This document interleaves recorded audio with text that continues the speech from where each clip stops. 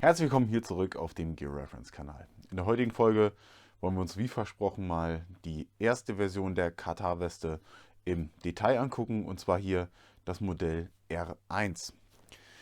Die R1-Version ist die laut Anzeige abgespeckte Version. Genauso ist es da auch geschrieben. Ich muss sagen, die R1-Version ist auch die Version, die ich jetzt auch gerade im internationalen Bereich am ehesten gesehen habe, wo ich dann auch so ein bisschen mir die Frage aufgekommen ist, ob die R2 vielleicht tatsächlich so ein bisschen speziell in Flecktarn für die Bundeswehr nach deren Anfragen wie auch immer produziert wurde, weil ich die bisher nur in Flecktarn gesehen habe. Und auch die Referenzbildlage bei der R2 ist gerade im Flecktarn-Bereich extrem hoch, im R1 quasi nicht vorhanden bisher. Aber dafür im internationalen Bereich ist die R1, wie ich schon im ersten Video gesagt hatte, bei den Italienern zu finden, bei den Israelis, bei verschiedenen italienischen Spezialeinheiten auf jeden Fall. Und das, da kam mir halt eben der Verdacht auf, dass das quasi das Standardmodell war und vielleicht die R2 das spezielle Modell für den deutschen Markt. Heute wollen wir gar nicht so viel drumherum reden wie beim letzten Mal. Also wer sich das nochmal die ganze Vorgeschichte zur Firma, die ganzen Referenzbilder etc. angucken möchte, der guckt sich gerne nochmal den ersten Teil an. Und ansonsten starten wir heute mit der Flecktarn-Version. Und dann schauen wir uns die Weste einmal im Detail an. Hier kann man schon ganz gut erkennen, hier sind so diese Muster, die ich meine, die ich nur von dieser Weste kenne. Und mit diesen Übergängen. Ne? Also ich weiß nicht, ich hoffe, das kommt ganz gut rüber. Wenn ich nachher sehe, das funktioniert nicht ganz gut auf dem Video, dann blende ich nochmal ein Bild davon ein. So, also wir sehen schon Taschen über Taschen. Wir fangen mal an mit den Magazin-Munitionstaschen. Wir haben hier 4 relativ große Magazintaschen. Bei den Israelis ist es so, die haben viele verschiedene Kaliber benutzt, viele verschiedene Munitionsarten. Diese Westen sind halt für alles ausgelegt, dass man hier auch AK-Magazine mitführen kann, M16, G36 oder L1A1 oder FAL-Magazine, also 7,62 mit 20 Schuss Magazin. Und zwar passen in diese großen Magazintaschen 3 M16-Magazine, 2 7,62 oder auch 2 G36, also bei 7,62 natürlich halt auch G3-Magazine, weil damals ja noch die Standardbewaffnung der Bundeswehr das G3 war. AK-Magazine passen 2, wenn nicht sogar 3 rein, da habe ich gerade nichts, um das zu testen. Wir haben hier an der Seite nochmal, ja, ich nenne es mal auch Magazin- oder Kampfmitteltaschen. Da passen ganz gut so eine Rauchgranate, Signalgranate etc. oder irgendwie sowas rein. Passen aber auch immer noch ein 7,62 Magazin oder 2 M16 Magazine. Dementsprechend ist hier auch nochmal genug Platz für Magazine oder Munitionsarten. An sich sind die so vom Aufbau her alle identisch. Wir haben überall einen Klettverschluss, hier nochmal ein bisschen Webbing dran, um dran zu ziehen oder so. Alle haben Wasserablaufösen. Genau. Und hier können wir erstmal unsere ganze Munition mitführen. Die Magazintaschen haben hier noch an der Seite noch so ein Fach. Da ist nochmal Platz für einen Stift oder für so einen Signalgeber, also für diese kleinen Signalraketen. Ansonsten sieht man hier auch ganz schön, wie sich der Stoff hier so überlappt, weil der Stoff da irgendwie nur zusammengenäht wurde, drunter gesteckt, wieder festgenäht. Also hier ist nichts wie heutzutage so eine Tasche, die genau ausgemessen ist, aus verschiedenen Einzelteilen zusammengenäht. Das hier alles noch viel gröber und rabiater. Ja, auf der anderen Seite haben wir nochmal so ein Extrafach, ne, für diese Penflare, Schreibzeug etc. Auch nochmal mit einem Gummiband gesichert. Dann haben wir hier zwischen den beiden Magazintaschen eine weitere Tasche, diesmal mit Klappe. Und hier ist auch ein kleiner Metall-D-Ring dran. Hier ist so, würde ich mal so Fach sagen, für so eine Mini-Maglite oder sowas. Das würde auf jeden Fall von der Größe her sehr gut passen. Genau. Hier an der Seite haben wir nichts mehr. Und auch hier ist dann auf der Vorderseite im unteren Bereich Schluss. Hier ist es natürlich identisch. Auch hier ist so eine Tasche mit einer weiteren Klappe für Mini-Maglite etc. Hier haben wir wieder nichts und hier ist auch weiter nichts. Hier ist nochmal der Unterschied. Hier sind noch 2 von diesen kleineren Magazintaschen. Auf der Seite ist nur eine. Dann gehen wir ein Stückchen höher. Und zwar haben wir hier eine Tasche. Und da drin versteckt sich die Helmhalterung. Wenn ich den Helm vor der Brust tragen möchte, lege ich mir den hier drauf, packe die Helmhalterung darüber und habe hier oben einen weiteren Plastik-Schnellverschluss und kann halt so mir den Helm vor die Brust schnallen. Auch an sich eine ganz coole Idee. Kennt man ja auch noch von früher von der Koppel, dass da der Helm vorne mit reingemacht wurde. Und so habe ich einen Griff bereit. Der muss nicht irgendwo rumbämseln und ich kann es danach wieder schön verpacken. Darüber haben wir 2 Handgranatentaschen. Es gibt einige Modelle, da ist dann hier auch schon noch ein Label drauf oder auch mal ein Label mit drin. Hier ist jetzt gar keins dran, aber halt eben für 2 Gefechtshandgranaten. Darunter, das sehen wir jetzt gerade gar nicht so gut, aber hier ist eine Messerhalterung. Auch hier oben wieder ein Metall-D-Ring. Hier nochmal Klett, um halt den Griff des Messers zu umschließen.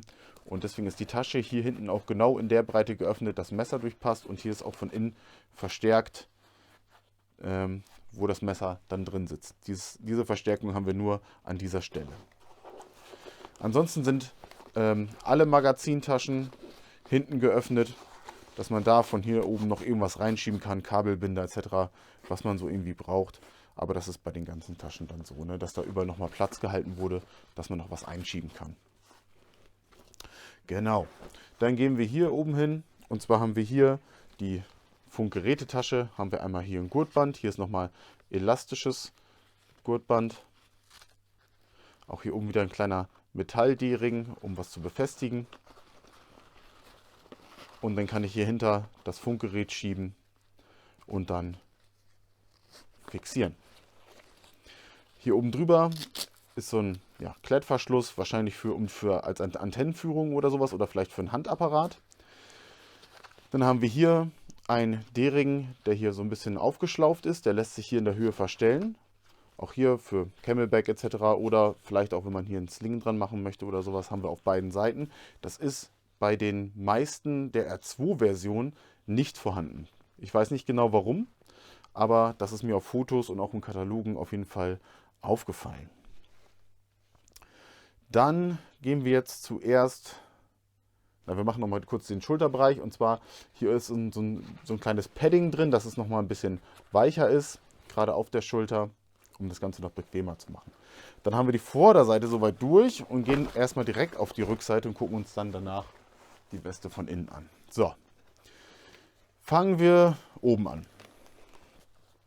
Hier oben haben wir so einen Klettverschluss, wo wir dann die Tasche oben öffnen können und hier kann oben etwas reingeschoben werden. Hier ist jetzt nichts drin, aber hier kann noch mal was reingepackt werden. Irgendwo, wo man einen schnellen Zugriff braucht oder sonst irgendwas.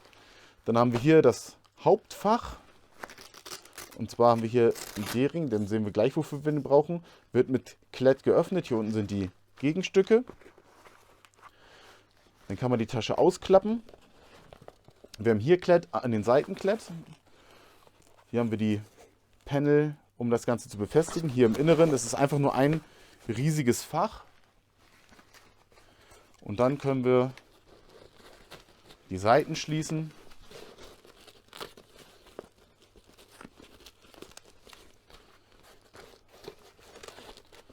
Vorne schließen und dann hier mit der Lasche das Ganze nochmal sichern. Hier haben wir jetzt unsere große Rückentasche. Dann haben wir darunter eine Tasche, die sich von beiden Seiten öffnen lässt. Und zwar ist das quasi die Tasche für ein Seil. Die wirkt jetzt hier ein bisschen klein, aber die ist schon, da kann man schon ein bisschen was gut aufgeschossenes, schön aufgenommenes Seil reinbringen und was wir dann von beiden Seiten öffnen können, um irgendwie Zugriff darauf zu bekommen. Sehr nette Idee, passt natürlich auch so eine amerikanische Signalrakete oder sowas rein. Was ansonsten die Israelis da reingemacht haben, weiß ich nicht, aber es ist auf jeden Fall als Tasche für Seil vorgesehen. Dann haben wir darunter quasi den festgenähten Rödelriemen, wie er bei der Bundeswehr heißt, also einfach ein Packriemen, Isomatte durch, Schlafsack durch, Poncho durch etc. und einfach festziehen. Kann ich dann dazwischen auch nochmal mitführen. Dann haben wir darunter nochmal eine Mehrzwecktasche. Auch eine ganz angenehme Größe. Da habe ich leider nicht genau zugefunden, wofür die mal gedacht war. Ich könnte mir aber vorstellen, dass die für das Essgeschirr war. Da haben die Israelis auch eine Zeit lang eins genutzt wie das britische und das passt auf jeden Fall genau hier rein. Habe ich getestet. Und dann haben wir hier noch zu guter Letzt 2 Feldflaschentaschen. Feldflasche rein, oben zuziehen und schon ist das Ganze gesichert auf beiden Seiten. Hier an der Seite haben wir die Verstellmöglichkeit für die Breite. Eine Höhenverstellung haben wir leider nicht. Ist auf beiden Seiten möglich. Dann drehen wir das Ganze einmal um. Hier haben wir die Plastik-Schnellverschlüsse wieder zum Öffnen und zusätzlich Klett. Das Innere der Weste, recht simpel gehalten. Hier haben wir auch nichts weiter. Hier sehen wir vielleicht nochmal das Padding ein bisschen. Ansonsten innen drin dieses schwarze Material. Und hier haben wir nochmal Polsterung. Ja, auch, dient auch wahrscheinlich ein bisschen der Auftrieb, weil das halt das gleiche Material ist, dieses Schaumstoff. Können wir hier herausnehmen.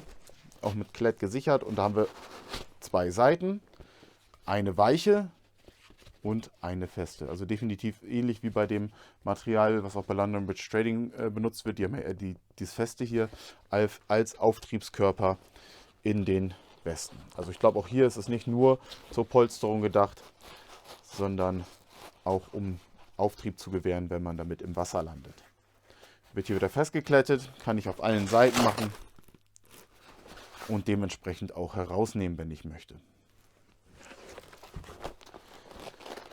Das war es erstmal soweit zur R1-Version der Katar-Weste.